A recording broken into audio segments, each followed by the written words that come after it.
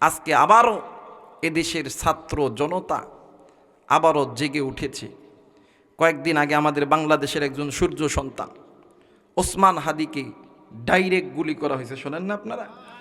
দোয়া করবেন আল্লাহর বান্দা, আল্লাহ এখনো পর্যন্ত বেঁচে রাখছে, আলহামদুলিল্লাহ বলেন। আরেকবার বলেন আলহামদুলিল্লাহ। আল্লাহর বান্দাকে উন্নত চিকিৎসার জন্য আল্লাহর বান্দাকে সিঙ্গাপুরে নিয়ে গেছে। কিন্তু এই দিকে আমার বাংলাদেশের ছাত্র জনতা এখন রাস্তায় নেমেছে একটাই মাত্র কারণ, আগামী 24 ঘন্টার মধ্যে আসামিদেরকে ধরতে হবে, নতুবা স্বরাষ্ট্রমন্ত্রী আইনমন্ত্রীর পদত্যাগ করতে হবে। কথা বলেন ঠিক কিনা? যারা বলেন ঠিক কিনা? কারণ আমরা এই দেশে আর দেখতে চাই না রক্ত, এই দেশে দেখতে চাই না ধর্ষণ, এই দেশকে দেখতে চাই না খুনাখুনি। কথা বলেন ঠিক কিনা? আপনারা না পারলে পদত্যাগ করেন, দরকার নাই ওই রাষ্ট্রপতির, মানে দরকার নাই ওই স্বরাষ্ট্রমন্ত্রীর, দরকার নাই আইন মন্ত্রণালয়ের, ওই মন্ত্রণালয় আমাদের দরকার নাই। আমাদের ভাইকে যারা গুলি করবে, হত্যা করবে, এদেরকে ধরতে পারবো না, ওই পুলিশেরও দরকার নাই। কথা বলেন ঠিক কিনা? আর পুলিশ যারা আছেন, বাংলাদেশের আইন যারা চালান, যারা ঊর্ধ্বতম কর্মকর্তা, মানে আপনাদেরকেও বলতে চাই, আমাদের টাকা দিয়ে আপনারা খান, যদি এই কাজ করতে ব্যর্থ হন চাকরি ছেড়ে দেন। এই দেশের হাজারো যুবক চাকরি করার জন্য দাঁড়িয়ে আছে। কথা বলেন ঠিক কিনা? ওই ছাতার মাথা চাকরির দরকার নাই। 16 বছর ধরে এক চাটিয়া একদলীয়ভাবে কাজ করেছেন, তখন তো আসামি হাত থেকে ফসকে নাই। কথা বলে কে? এখন আমার ভাইয়ের রক্ত কেন আমরা দেখব? কেন আমার ভাইকে লাল চক্ষু দেখাবে? কেন আমার ভাইকে গুলি করবে?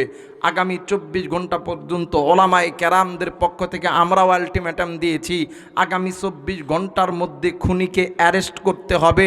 এর সঙ্গে যারা আরও এই দেশটাকে অস্থিতিশীল করার চেষ্টা করতেছে, এদেরকেও অ্যারেস্ট করতে হবে, নতুবা এই দেশে আবারও ছাত্র জনতা, আম পাবলিক, এই দেশের ওলামায়ে কেরাম আবারও ময়দানে নামতে বাধ্য হবে। কথা বলেন ঠিক কিনা?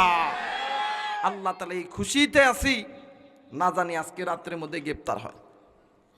কারণ খেলা না মারলে কিন্তু কাজ হয় না। কথা কয় না কে?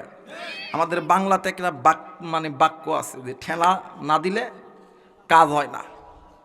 কারণ আমার টাকা খাইয়া, আমার টাকায় বেতন নিয়া আমার ভাইরে গুলি করবে, আর তুমি টন করবা, এই পুলিশের দরকার নাই। কথা কয় না কে? এই ছাতার মাথার দরকার নাই। আপনি পারবেন না, আপনি রিজাইন দেন।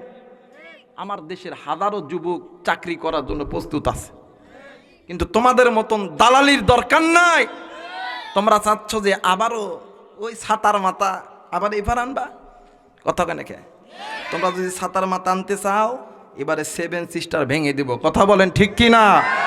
তোরা বলেন ঠিক কিনা? তোমরা যেটা মনে করছো আবারও এই দেশটা ভারতের অঙ্গরাজ্য তৈরি করবা, আল্লাহর কসম কোরআন হাতে নিয়ে বলতেছি, রক্ত দিছি, জেল জুলুম নির্যাতন সহ্য করছি, আবারও যদি জেলে যাইতে হয়, নির্যাতন সহ্য করতে হয়, গুলি যদি খাইতে হয়, তাও রাজি, ছাড় দেওয়া হবে না।